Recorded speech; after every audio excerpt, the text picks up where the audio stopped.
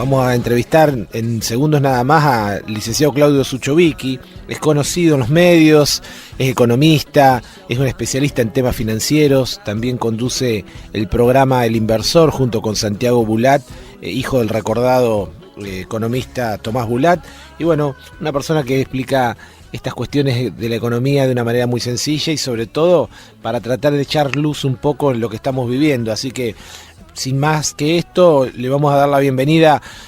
Buenas tardes, Claudio Suchovicki. Gracias por este contacto para Fuera de Serie. Al contrario, un placer. Gracias por la presentación. Bueno, Claudio, estamos en un tiempo donde la gente se pregunta muchas cosas en torno a temas financieros, pero le quiero preguntar, ¿cómo ve usted el escenario de acá para adelante? Y es complicado. A ver, yo tengo una visión positiva desde el punto de vista de la luz al final del camino, por algunas cosas de fondo que creo que se van a hacer. Ahora, el corto plazo va a ser complicado porque no es una crisis económica, es una crisis claramente de confianza, en Argentina y en el mundo. Y cuando se pierde la confianza, la verdad es que no se puede recuperar ni con palabras, ni con decretos, ni con medidas. Es una cuestión de tiempo, y ese tiempo necesariamente lo vamos a tener que transcurrir. Algunos van a poder transcurrirlos un poquito más cómodos y para otros, ese transcurso va a ser netamente incómodo, obviamente porque tienen menos resto. Pero creo que no vamos a escaparnos, te repito, de lo que pasa en todo el mundo, que es una crisis institucional bastante fuerte en términos de confianza, ¿no? En casi todos los países, España sin gobierno o con el gobierno que le cuesta formarse, Italia, Estados Unidos con Donald Trump, Brasil con su principal candidato si quieren presos, Perú si sus últimos presidentes, también todos por corrupción derrocados, y así podemos dar una vuelta por el mundo y entender México con sus elecciones recientes, que realmente es un tema bastante más profundo que si subió bajo el dólar.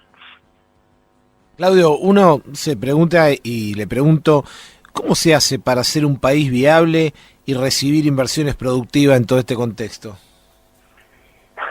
No tenemos mucha experiencia en eso nosotros, como para contestar libremente, pero a ver, por cierto, una de las cosas que está pasando, que a mí me parece fenomenal, es que es el hecho de ser una economía transparente. Vos la confianza la ganás si confías en el que está ejecutando, confías en que la justicia, si sale algo mal, te va a dar justicia precisamente, y vas a confiar si tenés un poder legislativo a la altura de las circunstancias e instituciones, más allá de las políticas, las gremiales, las empresariales, etcétera, que sentís que van a representar los intereses de cada sector. Eso es lo que Argentina no logró, y ahora espero que sí. Tenemos una oportunidad histórica en entender que la plata hay que hacerla trabajando, no afanando, que hay que esforzarse, que hay que aprender a competir, no solo tener buenos contactos y listo, porque si no, en las reglas del juego que fueron hasta ahora en la Argentina, en los últimos 50 o 60 años, era mejor tener buenos contactos y buenos amigos que buenos negocios. Entonces, me parece que en esto, y viendo lo que está pasando últimamente, me parece que estamos ante una oportunidad impresionante. Sobre todo yo miro a mis hijos a los ojos y ojalá ellos tengan la posibilidad y la fuerza de vivirlo, cosa que a mi generación no le pasó. Claudio, ¿por qué se tiene tantos reparos o hay tantas cuestiones con respecto a poder ir a una economía abierta? Y primero porque las transformaciones cuando son de golpe duelen. Si vos te estuviste preparando toda la vida, porque las reglas del juego era que te tenías que levantar a esta hora, que los programas de radio eran de esta manera, que los auspiciantes eran de esta manera, y después te la cambian abruptamente esas reglas del juego, es difícil adaptarse. En Argentina a mí me encanta, o sea, yo me defino y me gusta mucho más la libertad que la regulación completa, pero no tuvimos un país, en este caso, preparado para hacer ese cambio de golpe. Entonces, Argentina, a diferencia de Chile, es un país que produce de todo. Al producir de todo, hay industrias que cuando abrís mucho la economía todavía no están preparadas para competir de igual a igual. En Chile no producen, entonces si tienen que hacer una ley de libre comercio con industria automotriz, etcétera, no tenés internas o no tenés grupos al que perjudicás. Yo creo que a la larga ojalá tenga sentido tener una economía mucho más abierta, yo prefiero eso, pero me parece que hay que manejar muy bien los tiempos porque acá durante muchos años se trabajaron con reglas de juego distintas y no todos tienen la capacidad de adaptación para poder cambiar de golpe esas reglas del juego, y creo que eso hay que entenderlo. Bien, ¿y qué sectores, pese a la crisis, pueden ser interesantes para invertir? Y eso lo vemos hoy, o sea, esta crisis yo te diría que se concentra mucho más en el conurbano y en Capital Federal. El subsidio de tarifas lo teníamos nosotros, no lo tenía el interior. Entonces el interior hizo este ajuste mucho antes que nosotros, y a veces me parece medio injusto cómo estamos planteando la situación con un ombligo, mirándonos solamente en el ombligo acá en Capital. Yo creo que hay sectores, no sé, si vos estás en Neuquén o hay alguien cerca de Neuquén, va a ver que tiene un proceso económico completamente distinto, mucho más esperanzador, y realmente les está yendo bastante mejor porque tenés inversión directa en todo lo que es energía, que creo que es el negocio más fuerte. Hoy a la mañana te acaban de anunciar una inversión en litio fenomenal. Entonces, para algunas provincias del norte, esto es una noticia de inversión real, genuina, de la que vale, de la que sirve. En Mendoza empezaste a tener ya los chilenos que viajan y pasan todo el día a comprar. El campo que no estuvo sujeto a la sequía, recordemos que tuvimos la peor sequía de mucho tiempo y realmente los afectó y mucho, pero hubo un sector que no tuvo sequía en algunos lugares de Córdoba, y eso vos ves que empezaron a levantar cabeza. Yo creo que hay minería, turismo, tecnología y energía y campo, obviamente, son los círculos donde creo que van a tener muy buenos negocios y donde va a empezar a levantar la economía argentina. Claudio, ¿qué tal? Agustina, te saluda Agustina Henrich, ¿cómo estás? Un placer, Agustina. El placer es mío. En ese marco, y un poco retomando lo que vos decías anteriormente, el tema de la confianza, de la pérdida de la confianza de los argentinos en cuanto a la economía, y bueno, viendo un poquito hacia atrás todo lo que hemos vivido, si vos tuvieras que recomendarle a la gente de clase media que tiene un poco de dinero ahorrado, ¿dónde o cómo invertir? ¿En qué es mejor? ¿Qué le dirías? Yo quiero ser muy cauto en eso, no me voy a escapar a la pregunta, porque cada uno tiene su temperamento, su experiencia, sus miedos, etcétera, con lo cual es difícil generalizar. Hecha esta aclaración, porque no todos tenemos el mismo temperamento, te puedo decir qué me gusta a mí, qué hago yo, o sea, desde el punto de vista, entendiendo que tengo muchos años de mercado, que me gustan los mercados, que creo en los mercados, con lo cual no les tengo miedo a los mercados. Dicho esto, yo creo que hoy un tercio, siempre hay un viejo dicho paisano que tenemos los paisanos, que es, no solo los huevos hay que distribuirlos en distintas canastas, sino las canastas siempre tienen que viajar en distinto tren. En ese principio de diversificación de distinto tren, un tercio obviamente lo tendría en mi actividad. Yo creo que va a ser un momento para reinvertir en stock, porque va a haber ciertas turbulencias fuertes en el cual no todos van a estar en posibilidad de competir, y creo que desde ese punto de vista la liquidez va a tener premio. Eso ponerle en alguien que sea muy conservador será en alguna propiedad o en algo por el estilo. Yo tendría bonos argentinos, un tercio, rinden 9,5, 10% anual en dólares, y me parece que la tasa es altísima y no veo riesgo sistémico como para justificar esa tasa de interés, con lo cual me parece una renta muy buena. Y después un tercio en LEVAC o en tasa de interés en pesos, que me parece muy alta y que a la larga yo creo que el país se va a ordenar, las variables del país se van a ordenar, y dicho esto, me parece que la tasa de interés es muy alta.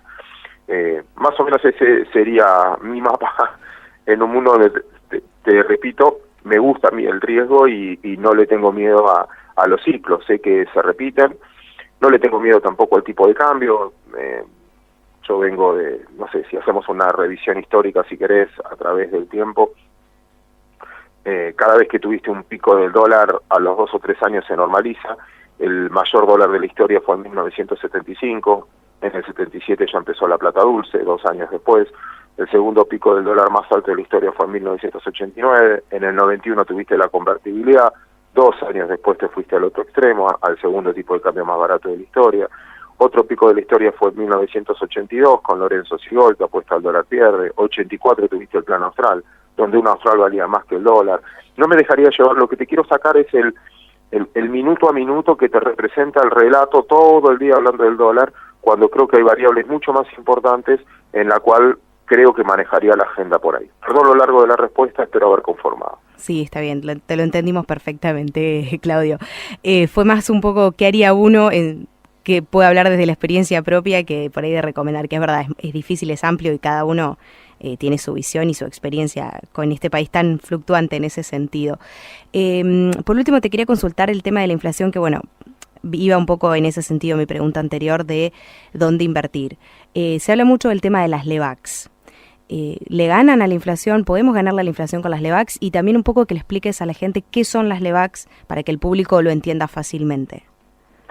Perfecto. Creo que la LEVAC es un instrumento, solo un instrumento de política monetaria para restringir la cantidad de pesos que dan de vuelta en la calle. Eso es la descripción técnica. ¿Qué pasaba? Y acá creo que fue el error del gobierno. ¿Qué pasaba? Argentina se financia, tiene un déficit fiscal, se financia en dólares. Pero como gasta en pesos, esos dólares los tenía que vender. Como eran muchos, atrasaba el tipo de cambio y le sacaba competitividad a la economía. Para que eso no suceda, los pesos que emitía para comprar los dólares que necesitaba para financiarse, lo que hacía era emitir estas LEVAC. Para mí el error fue, luego a esas LEVAC dejó meter inversores de afuera, locales, etcétera. Entonces ya no era un instrumento de regulación monetaria, se convirtió en un instrumento de inversión. Y como las LEVAC rendían mucho, muchos dejaron de invertir en economía real porque les era más ventajoso, y así era, y ese era el consejo.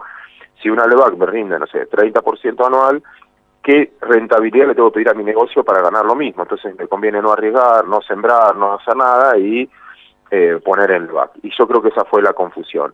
Nos gustó mientras que estaban los dólares, lo sufrimos ahora cuando se están yendo. Entonces, para que vos estés en pesos, para que vos no dolarices tu portafolio, el central, y ese es el origen de las LEVAC, te paga una tasa de interés. Para tentarte, esa tasa de interés por definición tiene que ser por encima de la inflación. Hoy no es que las LEVAC están altas, porque están cerca del 40% anual.